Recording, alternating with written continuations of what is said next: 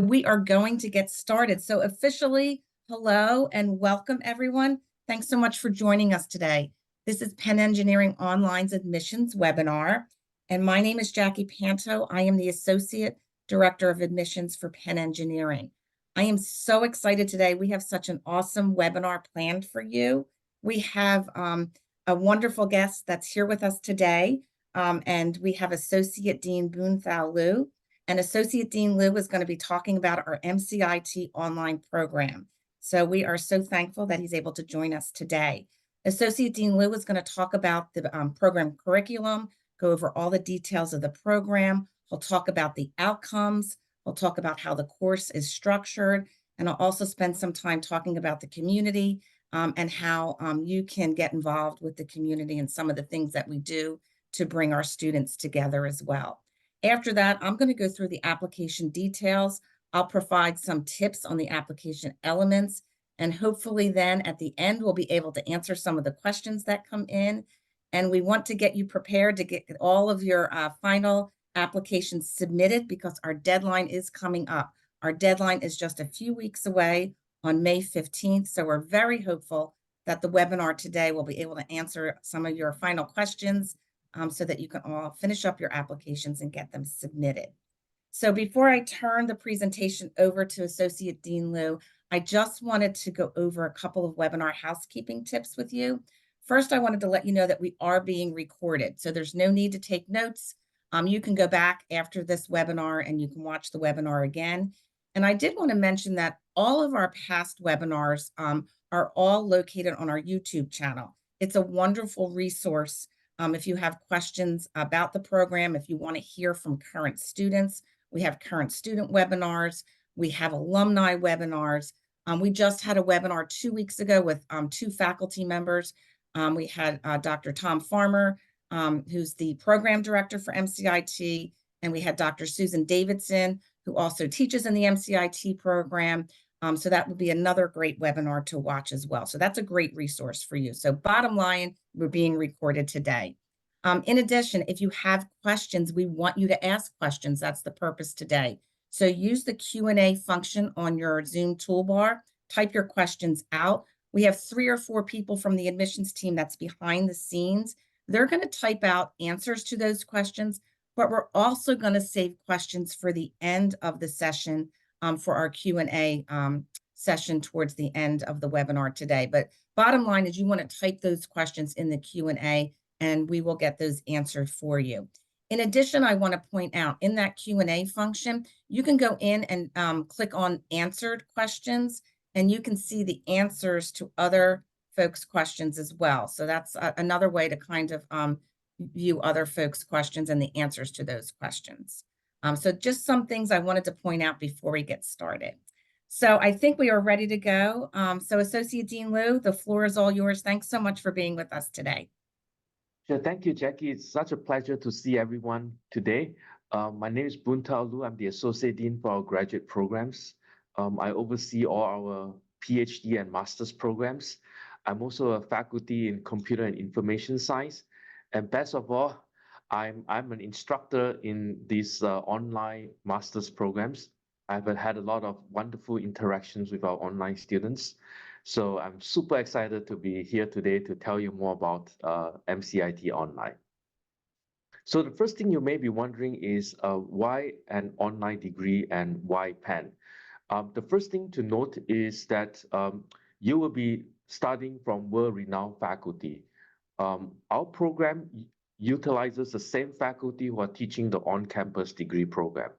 Many of the faculty teaching in the programs are our research active faculty who run large research teams and have exposure to the latest in cutting edge research.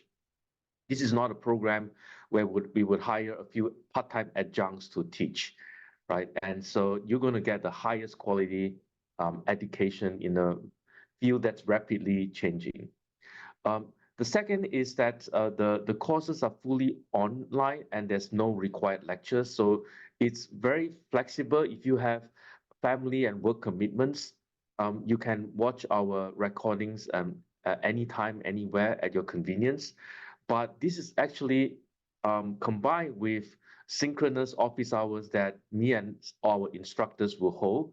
So you get the best of both worlds, the flexibility of attending lectures whenever you have time to watch the asynchronous lectures. And if you want to meet us on Zoom in real time, ask us questions about the course materials, about career aspirations, and so on, we are here for you. And this is actually also a very flexible program where you could attend classes full-time or part-time. And the fact that it's delivered online in an asynchronous manner also means we have tremendous flexibility. For example, a class can be offered many times, right? It could be in fall, spring, and summer. If you decide to do this full-time, 10 classes, and you could take 2 to 3 classes every semester, you can finish the program relatively quickly. But we also have students who have busy lives. They have a family, they have work. Sometimes they even have a huge responsibility in their day jobs. And they may decide, okay, in this case, I'm going to take 1 class every semester and take my time, 3 classes a year, but I could still finish the program in 3 years. And that's a very great outcome. Next slide, please. Here's some information about our programs. We have currently 1,620 active students, of which 57% are outside of the United States. We span 44 countries and practically every state in the United States. This program is also diverse. We have 44% female. And interestingly, also, we have a larger than compared to on-campus numbers of underrepresented students as well. The best part about this program is that we are welcoming and inclusive. We have students who are fresh out of college. They may have be starting their career somewhere and decided that, hey, actually, I need to learn more. I need to upgrade myself so that I could be more ready in a tech-driven economy. So we have students as young as 21, but we also have students who are maybe in the middle of their careers. We have high school teachers. We have venture capitalists who decided, hey, you know what? I really need to learn about technology. I didn't get a chance to do that when I was younger. I read about all these cool things in New York Times about AI, machine learning, and I want to do it at a much more deeper foundational level. And they could come in, while they are 10, 15, 20 years out in their careers. We even have students who are 60 years old who may be deciding, hey, I have some time now and I really want to upgrade, learn, and really in the spirit of lifelong learning and self-enrichment. Next slide. So the MCIT, interestingly, is a program that we are very proud of. It has been on campus since 2001. At that time, when we started, we wanted to create a program that would allow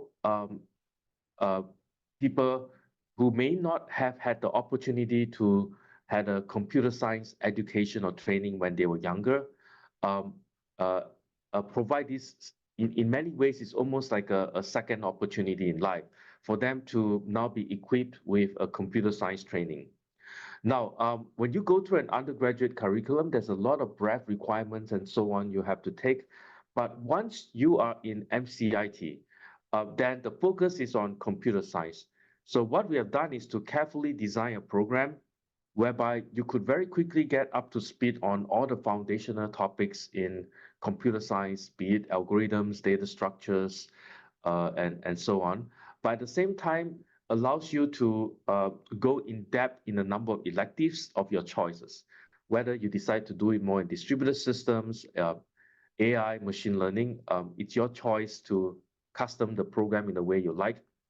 And the students who graduate from MCIT go on to do great things, right? So on campus, I teach an advanced operating systems class. There are a mix of MCIT and regular CIS, computer science master students. And by the time they take my class in their last semester before they graduate, I honestly can hardly tell the difference between them. And they all go on to get wonderful jobs in the industry at top companies like Google, Meta, and so on. Now, as an online student, you're going to get the same diploma from Penn, right, as the on-campus MCIT students. And that is something we stand by in terms of the quality, in part because the same instructors, the same rigor is in place in both the online and on-campus programs. And in fact, in our commencement, you will be graduating and walking side by side with our on-campus students as well. And so, and as far as recruiters and employers are concerned, they will view you as a Penn student. MCIT will be on your transcript, and there will be no disadvantage whatsoever when you go out and seek jobs. And for that matter, if I hold alumni events, all online students, alums are very much welcome, and they mingle and mix with Penn alums just as any other students who graduated from Penn would. Next slide. So a bit more details into the curriculum. The first thing to note is that unlike a coding bootcamp where we teach you vocational skills like how to use Python and Rust and so on, this program is really designed to make you a competent software engineer. So you really understand how computers work. And let me walk you through some of the core curriculum. So at the beginning, you're going to start off with an introduction to software development, and you will learn how Python and Java works, and you will get to build your first computer programs. And then at the same time, and this is a class you could take concurrently, is you will learn the mathematical foundations of computer science. Now, computer science is actually rooted in mathematics, discrete math, probability, and so on. And so this class actually gives you the foundational knowledge you will need so that you could better understand how data structures are designed and algorithms as well. The third one is the introduction to computer systems. This class is actually somewhat very popular with our students. You know, when you go read New York Times, you learn about how AI works. You use ChatGPT, you learn about how the GPT engine works. But what people tend to omit is that ultimately all of this software needs to be compiled to run on hardware. And learning under the hood how that works is super important. So introduction to computer systems will tell you how computers are actually designed under the hood. And this class will nicely transition into computer systems programming, which is a class that I teach that tells you how operating systems are designed, right? So right this minute, we're running Zoom. Zoom runs on Windows operating system. It runs on Mac operating system. But how exactly that then translate into an image of me talking to you online, right?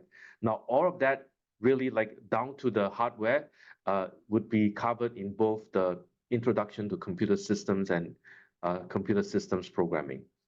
The data structures class, after that, you're going to be like world expert in lead code, right? This is a class that teaches you how linked lists, trees, binary trees, and all of that good stuff works. And that's like the things that goes into programming itself. And last but not least, on computer algorithms and computation. And that's, I would say, is the difference between somebody who has gone through a boot camp versus somebody who has gone through a rigorous computer science training. So when you write a program to solve a particular problem in the industry, what algorithms teaches you is the most efficient and elegant way to do it. Some of you, if you have dabbled with lead code, will know what I mean when you have problems that don't seem to be able to finish running in reasonable time. And algorithms teaches you how to do that so you could build very efficient software. Now, after that, you get to choose 4 electives. And if you go on our website, you could find that the breadth of electives today is just amazing. We have classes ranging from AI, machine learning, to big data systems, internet and web systems, computer networks, even a class on 5G wireless. So it's really there like a buffet for you to pick and choose. And in fact, I think one of the challenges you will have is given 4 electives, figuring out what are the best ones you should pick that will help you in your career. And that's something that we would help advise you on. Next slide. So what are the career outcomes? This is something that we're really proud of in the sense that the career outcomes are fantastic. Students graduating from MCIT Online go on to get great jobs in the industry at top companies. And we actually observe that there's multiple different objectives for learners. Some of them are already in their current jobs. For example, earlier I mentioned we have one of my favorite head TAs. She actually currently is a continuing high school teacher. She took this program so that she could help teach students in her class about programming. That's a really noble aim. We have venture capitalists, we have C-level executives who want to learn about technology so that they could be much more effective in their current jobs. But at the same time, we have a wide spectrum of students who decided to do MCIT Online so that they could have a career pivot. They may be working in a job that they like right now, but they are looking across and seeing that, hey, we're in this increasingly tech AI-driven world. There's all these great jobs out there that's will enable me to have a big upgrade in my career. Then MCIT provides you this wonderful opportunity to do a career switch. And in many ways, it's almost like a second chance in life. The thing to note, though, is that when we observe students making this switch, we found that they were also able to leverage whatever training they had before that. We had students who came through design, came through linguistics, architecture, and when they go through our program, they were able to then pivot into careers that leverage their previous training combined with their tech knowledge, and now that makes them really, really marketable. And very proud to mention that the annual salary from graduates employed in the US is $125,000. Now, this number could vary from country to country. I was in Beijing just earlier January. I met many MCIT Online students and alums. Many of them are actually working in tech companies or in finance or in venture capitalists, VC investment. And they say, hey, this program is so amazing. It helps them build up the knowledge so they could make better investment decisions in their jobs. Next slide. So what is the course experience like? At the very guts of it, you have on-demand lecture videos. So you will log into a platform called Canvas, and week by week, there'll be many videos that you could watch and for many of us instructors who develop the material, it's pretty much our on-campus class that's very carefully curated and produced in a studio production-like environment. And so on a weekly basis, there'll be learning objectives that you have to meet. And then you watch these online videos at your own time, at your own convenience. And many of these are carefully segmented. So for example, in class, I could be giving a 1.5-hour lecture, but what we do in the online setting is we break that up into nice, digestible 8-10-minute segments with clear learning objectives. And along the way, there's in-video quizzes and regular quizzes that can help you make sure you learn the materials. Students also log into a platform called Ad Discussion, where they could ask myself and the TAs questions, and we'll answer in real time. We have regular office hours, both myself and the TAs, where they would help you if you are facing some difficulty completing your assignments. And all of these could be conveniently scheduled using various tools that we have. One of the things that we've done is to heavily invest in online technology. So we have excellent tools for you to make reservations, to do queuing, to meet our TAs that can help you. And we have TAs from all over the world, which means we could work with your time zones as well. The one thing to note also is a lot of assignments are spread out throughout the semester. So instead of having like one midterm worth 50% and one final project worth 50%, you would find that the course assignments and the grading is sprinkled throughout the semester. So for example, in my class, by the time students take their exam this week, 80% of their grade would pretty much have been already determined in my class. And so I think this is much better form of learning where you have lower stakes assignments along the way, rather than a high stakes exam right at the end. Next slide. One of the wonderful things about MCIT Online is the community. This is something that we are very, very proud of. So students have their own Slack workspace. In fact, I can even go in and look at the student discussion on Slack, but that's their way of forming community. And I know within the Slack workspace, they even have sub areas or subgroups. I know this for a fact because whenever I go to different cities like Amsterdam, Beijing, Singapore, Washington, D.C., LA, meet students. And then I ask them, hey, how did you all find out about this event?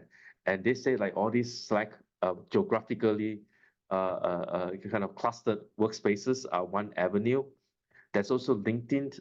Students actually, many online students connect to me on LinkedIn as well. We have an active MCIT Online Student Association or MOSA, and they organize all kinds of wonderful activities for students, and also online and in-person events. So there are informal online events. Some of my TAs even get together to organize like coffee chats among themselves. We have in-person events that are held at Penn. And personally, whenever I go to different parts of the world, whether for alumni engagements or even part of my own academic life as a professor, I'll make it a point to hold events at different locations, bringing different students together. And as an associate dean, if I hold an alumni event, for example, I just did one in Seattle not long ago, we invited everybody. Doesn't matter whether you're online or on-campus students. By the time you show up at one of these events, you are a Penn Engineering alumni, period. And these are wonderful events, a great networking opportunity for students to meet other students and alums. And of course, webinars like this help us stay engaged with students as well. Next slide. So here's a screenshot of our active Slack community. And on the right is an in-person graduation event. In fact, I recognize many of the students in that very photograph. So what we do is every year in May, it's coming soon actually, just around the corner for us. We have our on-campus commencement ceremony. We have one for undergrads, one for master students, one for PhD. And for the master students, we have online and on-campus students coming together. And for me, this is a wonderful opportunity to see all of the students that I've taught over the last few years. We have an amazing reception, bringing together all the students, and they get to meet all our faculty that they have taken classes with as well. There's also the Fall Fest 2023 logo shown on the bottom left.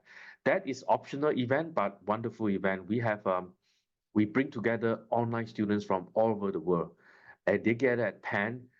They get to attend our football match. They get to see our ENIAC, the first electronic computer, and they get to meet us faculty. We had a nice party, get together with them, and also different workshops held by staff, career services, faculty panel. And it's optional, but a lot of students enjoy and had a lot of fun in the Fall Fest. Next slide. Last but not least is the online engineering road trips. So there are a couple of road trips that happen. So first is me, as a faculty, I go on academic conferences or I represent Penn Engineering and alumni events. And we will always invite the online current students and alums wherever they are. But we also have what we call company site visits, where we go visit different companies. We invite online students to join us, and they actually get to hear from Penn alums working in those companies. For example, if you look at the second picture, that's a group photo we took at, I believe, in Seattle at Willow Tree. If you stare really hard, and maybe this is a quiz question for you, you can actually find me in that photograph. That's a little fun exercise for you. And we have two of our staff that came along. We had a wonderful time at Willow Tree, where we had a panel of engineers who work there tell us about what it's like to work at Willow Tree, and took great questions from all the online students. And by now, we have been to many cities, Seattle, San Francisco, LA. When we had the Fall Fest, students also visited Comcast in Philadelphia, New York City, Washington, D.C., Singapore as well. I've done a couple of events there, and that's a country that I grew up in, so I visit occasionally, and the turnout's always amazing, and United Kingdom as well. Next slide. So Jacquie, do you want to take this, or I can? So Yeah, one. absolutely. I can jump in and do the application and give you a breather. Yeah, Associate. please go ahead. Okay, great. So the next thing we wanted to go over with you is just to talk a little bit about the application and the application elements. Like I mentioned, the deadline is coming up. So if you're applying to the fall 2024 time period, the deadline is May 15th. So just a few short weeks away. So what I wanted to just go over is a couple of tips about some of the elements of the application. So first off, in order to submit your application, you're going to need to upload your resume. You're going to need to upload a personal statement. You're going to need to upload all college transcripts for all schools that you've attended, all classes that you have taken. So all transcripts need to be uploaded. And then there's a $90 application fee.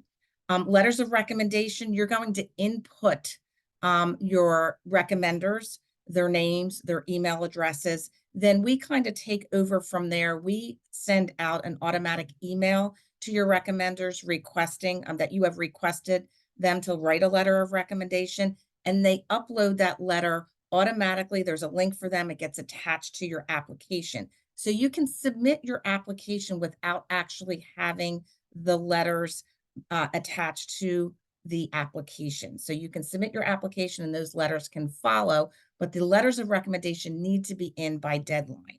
The GRE is optional. We do not require a GRE, but some MCIT applicants will use the GRE as a tool to help prove quantitative ability. So again, it's used as a tool. It's not required. We don't look at the application any differently. If you provide the score, then we will review it. And it will go into the decision-making process, but it is certainly not a requirement. And the TOEFL is required if you are not a U.S. citizen or not a U.S. permanent resident. And if you did not graduate, it can be waived if you graduated from a university where the primary language of instruction was English. So just a couple of tips about some of these elements. So first, let's talk about the personal statement. So the personal statement is a way for you to really tell us about who you are, why this program is important to you. We do not conduct any interviews during the application process, so you should consider this almost like an interview. When you look at the application, we ask about 6 questions for the personal statement. It is really important to answer all of those questions. We want you to answer those questions. That's the information that we're looking for. So make sure you're answering those questions, and make sure you're clear about your objectives. Why do you want this program? What is your end goal? And really let your passion for the program come through in your personal statement. As far as letters of recommendation, it is really important to choose recommenders that know you well, know your work, know some of the projects that you've worked on.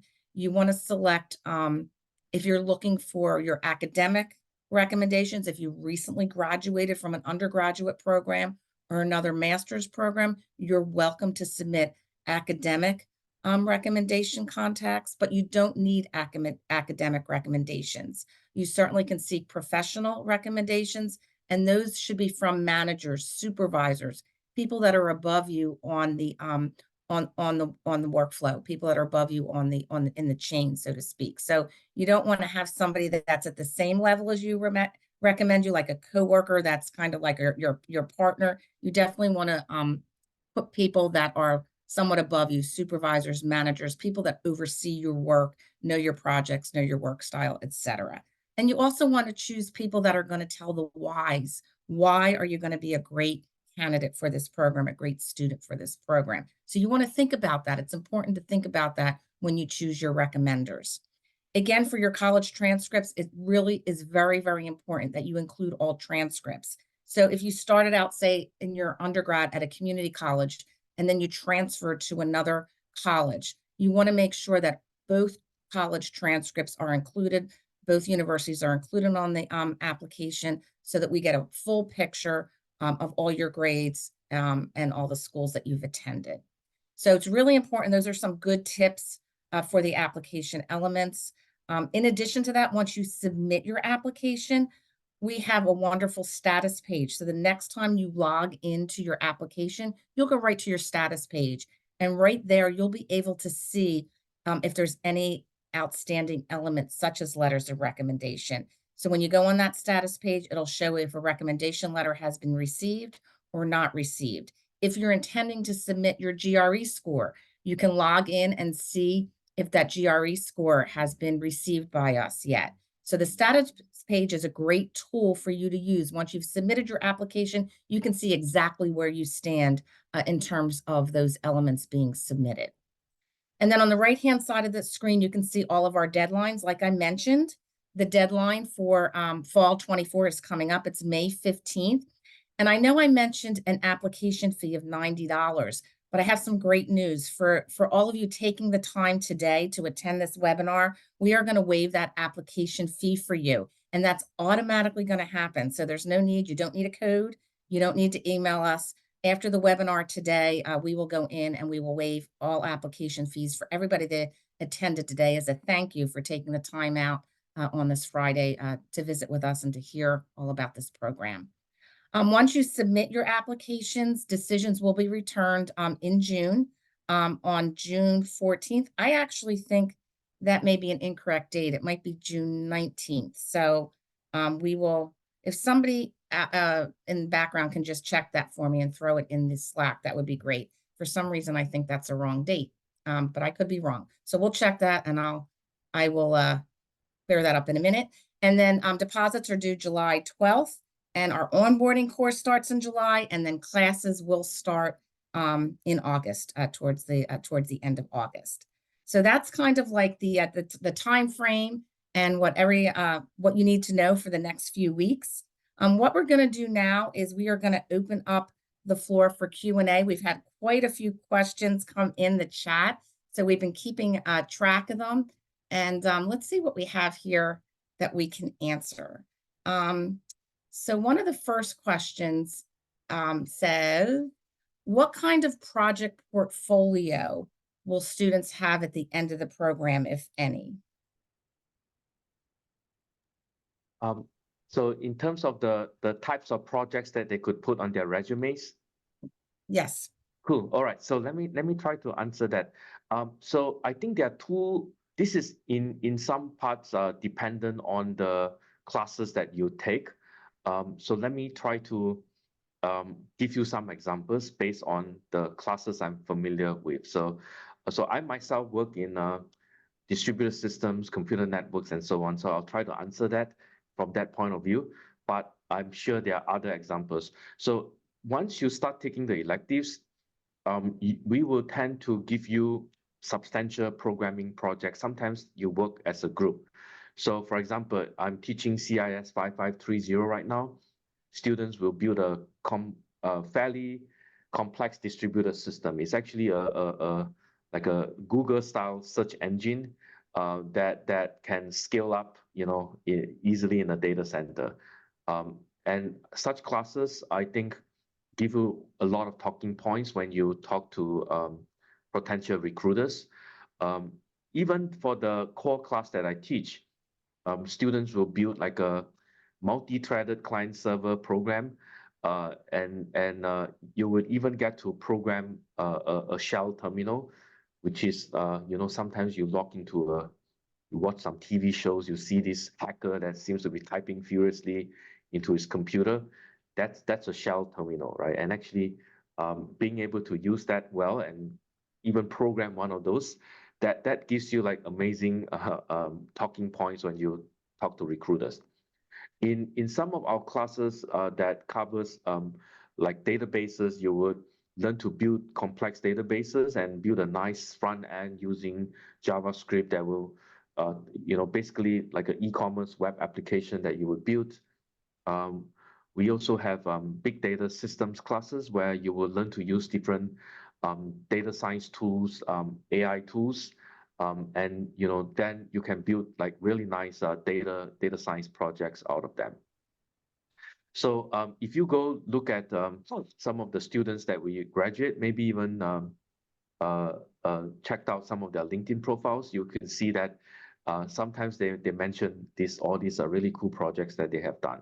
Now, in addition to that, we also have what we call like summer side projects that we call Spark. You can actually Google for it, SPARC. And there actually students get together. Sometimes they form teams. They get to work to build some really cool app. It's almost like a capstone project, but it's not really done at the end of the program, but something that they could do in the middle. And they could think of a problem in their day job that they could solve, build a nice application. And we have kind of a friendly contest and with judges to select the winners. Students love those because it gives them a chance to practice what they have learned in a more kind of a real world setting based on things that they've encountered, but it also gives them additional talking points when they, recruit and so on. So yeah, it's way more than lead code. Excellent. The next question, it says, I have a master's degree in information security. Would that make me, would this program be redundant? Would I be overqualified for the MCIT program? Okay, so it depends on what's covered in your master's degree in information security. So for example, if your master's degree in information security teaches you on how to configure firewalls, how to set IP tables, covers like a technology policy that is more from a CIO point of view, right? Chief Information Officer, on what's access control, this and that. And it teaches you how to connect a Cisco router to a Juniper router and set firewall configurations and so on. Then I would say in large part, there is you will learn a lot from the MCIT program because that the in the software industry there is ops and there is development, right? So a program that targeting ops may not give you the necessary skill set you need to build up development. And of course, actually, if you combine the two, you're going to be even more valuable as a DevOps, an engineer. Now, conversely, if your master's in information security covers a lot of intro programming, teach you how to program in Python, Java, you actually get to hack into an operating system and launch a buffer flow attack, and how all the crypto protocols work, SSL and DES, RSA. Then I would say you are most likely overqualified. But please don't close the browser on Penn Engineering. You have other opportunities. We have a master's in data science that actually might be more suitable if you fall in that second category, because it would require an equivalent of a CS minor, which we define to be roughly 4 classes. And that you can get the best of both worlds, right? You can skip through some of the more intro classes and jump straight to the meat on data science, data infrastructure, and so on. Great, awesome. And as a follow-up to that question, somebody is asking, are there any, well, since you were talking about data science anyway, are there any plans to introduce data science courses focused on health, bioinformatics, and computational biology? And maybe we can also touch on like some of how often we offer new classes too, because I know that's been, there's a lot going on with that lately as well too, so. Sure. So our data science online program director, Jim G, he actually has a joint appointment in computer science and the radiology department. Actually, his research is most famous for his work on using machine learning and data technology to analyze medical imaging. You know, these days, if you look at somebody's X-ray and, you know, their MRI scan, it's increasingly now using computers, right? It's not just the doctor, using his naked eye, but using computers to tell you whether you have a tumor and so on. As they're becoming increasingly accurate. We actually have started engaging faculty in Penn School of Medicine. We have launched 2 classes right now. They are half-credit classes. One of them is on pretty much how to manage medical data that's stored in a database. And the second class is on exactly what I mentioned just now, which is how to use advanced machine learning technology to do better medical imaging and diagnostics. So we are Penn is a very interdisciplinary collaborative school where we bring together people from many different disciplines. And tech is a very vibrant area that's constantly evolving and changing. So we are, as a result, also always introducing new classes. We are now very fortunate that Penn Engineering Online is close to our 5th anniversary. It's our 5th year, and so we now have a lot more classes than we had a few years ago. In addition to medical plus CS classes, we have classes on computer vision. There will soon to be new announcement of classes that stay tuned. You'll hear from us. There's many more exciting classes in the pipeline.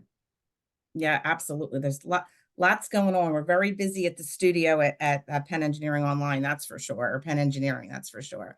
Another question that we have here, this is specific to somebody that's from Canada. They're asking, as a student from Canada, is the degree recognized in Canada? And would it require some sort of evaluation at the end? Second part to this person says, what's the difference in this degree as a job recruiter? Nowadays, they don't look at the degree, they prefer skills with regard to receiving certificates. So bottom line is the degree recognized in Canada, and are job recruiters, more looking at certificate versus degrees, and what's the difference between the two in terms of a recruiter's mind?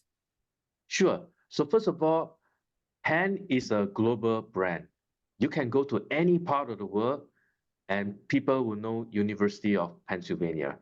And our engineering school is ranked in the top 20 in the world. And so as a result, now different countries may have different subtlety in how they do accreditation and so on. But I have not come across a student in any part of the world that says that a Penn engineering degree does not open doors to new careers. So I would not worry too much about that. I have met many alums in Canada. They had no problems finding great jobs, and so that shouldn't be a concern. If anything, the Penn Engineering brand is going to open a lot of doors for you. Now, to answer the second question on whether certification versus a degree is better, so let me give you some examples of where the difference lies. So let's say you have done some kind of boot camp or some certification that teaches you how to code. You may be able to, for example, tackle the easy and medium questions on lead code if you put in tons of effort. But if you go to a Google and Meta interview, that's not going to be enough. They're going to ask you really tough questions like, okay, I have this problem. Can you solve it in O of n complexity? O of n means if I have 1 million data items, I would require linear effort, right? And if I go to 10 billion, then I would require kind of a linear straight line increase in computation resources. those kind of insights you cannot easily get out of a boot camp or certification. Likewise, let's talk about security because we just mentioned it. It's not difficult to learn how to configure a firewall, in an afternoon.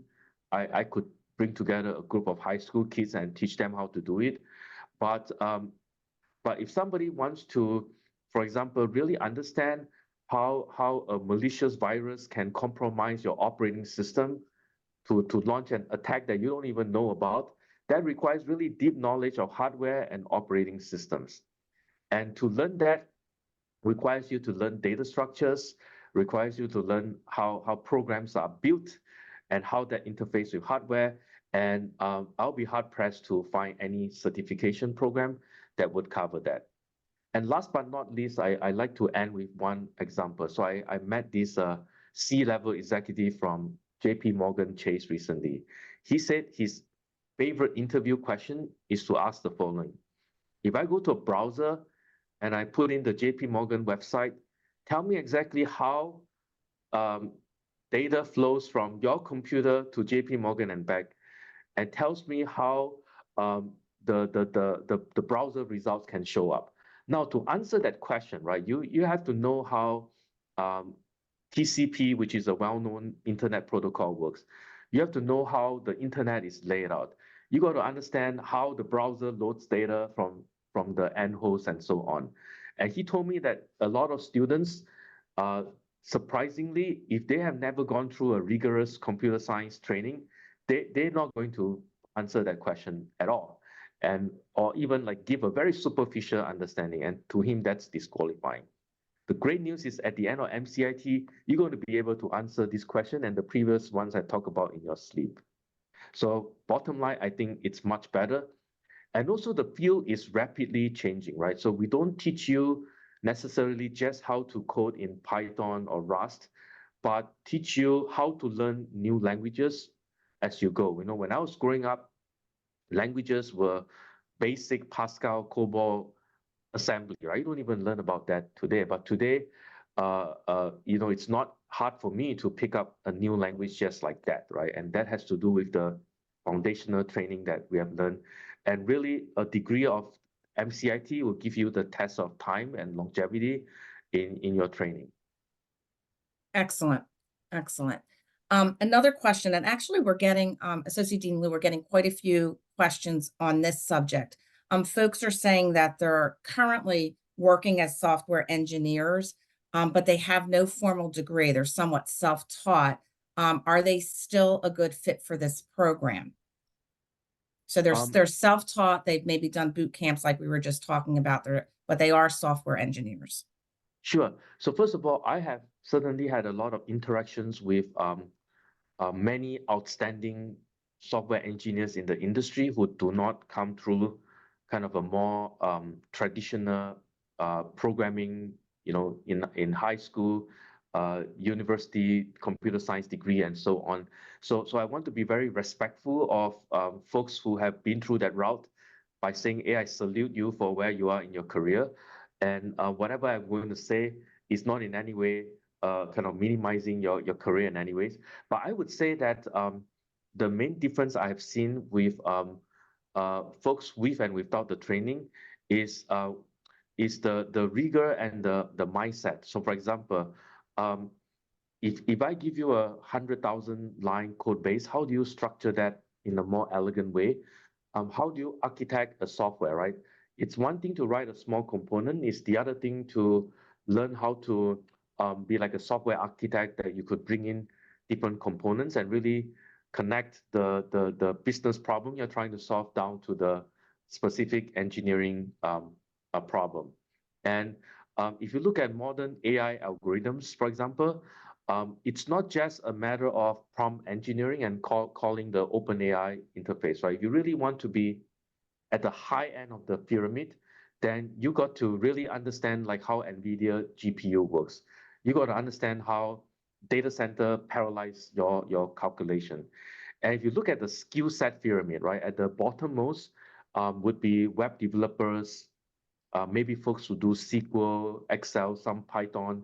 But if you want to go up the pyramid, and be kind of have skills that are very, very in big demand today, then we're talking about people who understand how Google's data center work.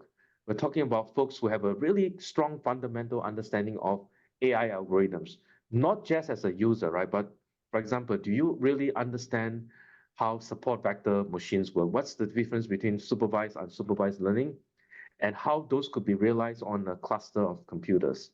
I think those skill sets at the top of the pyramid is really what distinguishes a rigorous computer science training from one that is not. So in many ways, I would say that this program could be a good fit for you, but in better understanding your personal circumstance and your training and knowledge, I would encourage you to talk to our advising team, because we may suggest a different pathway, right? We may say, hey, actually, you know what?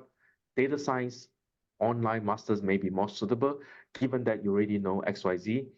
Um, but the additional knowledge you will gain will be tremendously valuable.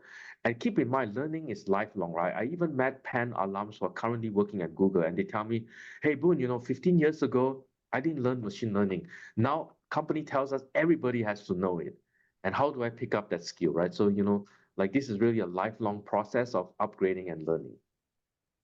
Yeah, I have found in the admissions office, we get many, many people that come to us and say, I've been self-taught, and this is why I want the MCIT program, because I want that. I need to take it to the next level. I need to take a deeper dive, because I'm just not, in order to progress in my career, I feel that I really need that formal training. And we see that a lot in the admissions office with our applicants, for sure. Another question that we have, it's a two-part question. It has to do with some of our resources. I have folks asking, will we have an advisor? And then what type of resources do we have for job placement? So we actually have our in-house in the engineering school, our career services support team that are amazing. It's led by Emily Perry.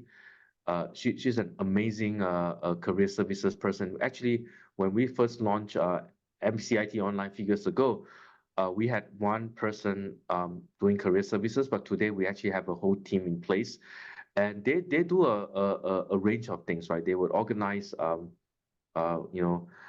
prepare a lot of materials that you could use.